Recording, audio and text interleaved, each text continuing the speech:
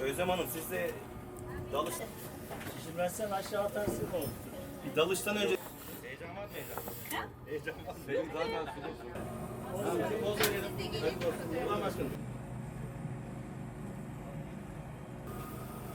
Saçlarınızı ıslanacak güzel.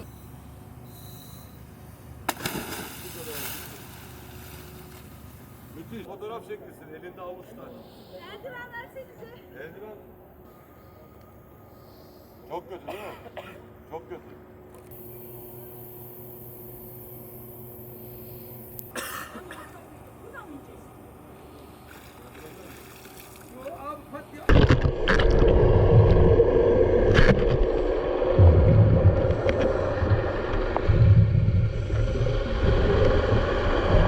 Şu an ben denize dalmadan önce Haliç'in bu kadar kirli ve çamur yüklü, göz görmez bir vaziyette olacağını asla tahmin etmiyordum bir mimar olarak. Daldıktan sonra inanın içimi ürperti sardı. Etrafımdaki görüş alanı yaklaşık 30 santim civarında bir şeydi. Benimle birlikte dalan arkadaşlarımın hiçbirini fark edemedim. Dipten çıkardığımız çamuru da bu kadar yoğun, dipte bu kadar olduğunu bilmiyorum. Bastığım zaman gördüğüm ve balçık şeklinde batmaya başladım ve iyice ürperdim. Arkadaşlarla beraber el ele tutuşmak zorunda kaldık korkuyla. Bir buna bakarsanız göstereyim. Sizlere numune olarak da çıkarttım dipten. İsterseniz şöyle de alabiliriz. Bakın. İnsanın bu vaziyette basması ve batmaması mümkün değil. Burada değil bir canlının yaşaması, hiçbir hayat belirtisi aşağıda yok. Bu kadar tahmin gerçekten etmiyorduk. Bugün biliyorsunuz 28 Temmuz Dünya Doğayı Koruma Günü ve bugün de biz Haliç'e dalarak bir farkındalık yaratmak istedik.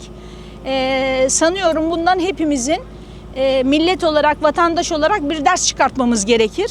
Bunun için bir an önce bu Haliç'in gerekli çalışmaların, temizliğinin ve bakın bir saat içinde denizde gördüğünüz biriken pislikleri görüyorsunuz koruma bantlarıyla.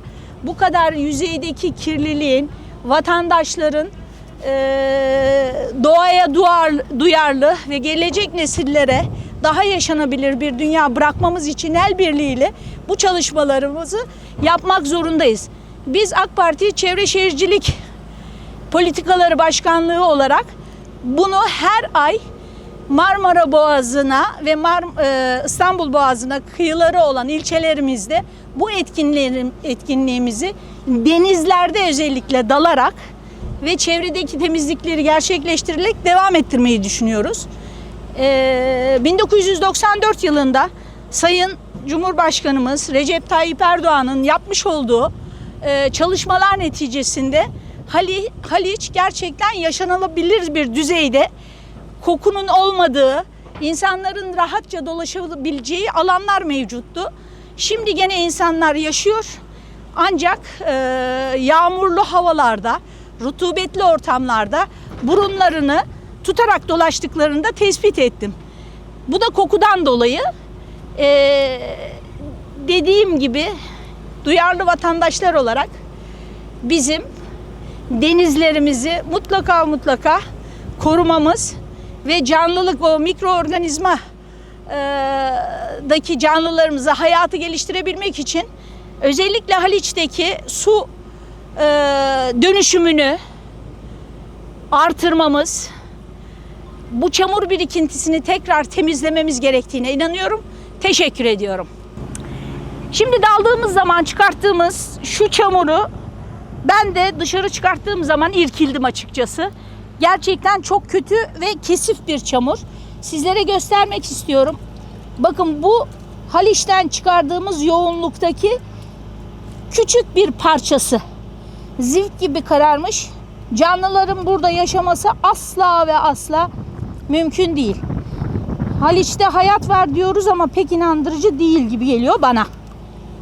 Bugün Dünya Doğa Koruma Günü'nde AK Parti İstanbul İl Başkanlığı olarak bir farkındalık çalışması yapalım dedik. Haliç'te arkadaşlarımız dalış yaparken etrafımızı görüyorsunuz. Birdenbire İstaç'ın 2-3 tane temizlik aracı birden yanımıza geldiler. Resmen bizi taciz ediyorlar şu anda. Keşke İstanbul Büyükşehir Belediyesi Haliç'te hep böyle çalışsa da şu gördüğünüz kirlilik olmasa. Haliç'i gelin bir koklayın. İnanılmaz bir koku var burada.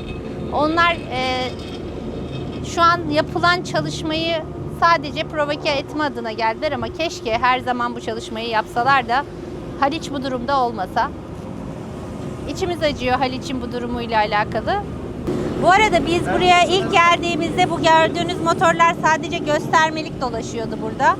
Temizlik de yapmıyorlardı. Yani sadece amaçları görüntü. İstanbul Büyükşehir Belediyesi'nin her zamanki yaptığı şeyi yaptılar. Kameralara oynuyorlar. Şimdi etrafımızda dönmelerinin tek sebebi aslında dediğim gibi kameralara oynamaktan başka bir şey değil. Zaten İstanbul Büyükşehir Belediyesi görevini yapsa ve bu çalışma düzenli olarak yapılsa Haliç bu duruma gelmezdi. Sizler de görüyorsunuz. Haliç ne yazık ki kokuyor ve şu an halkımız, özellikle vatandaşlar bu konudan çok muzdarip.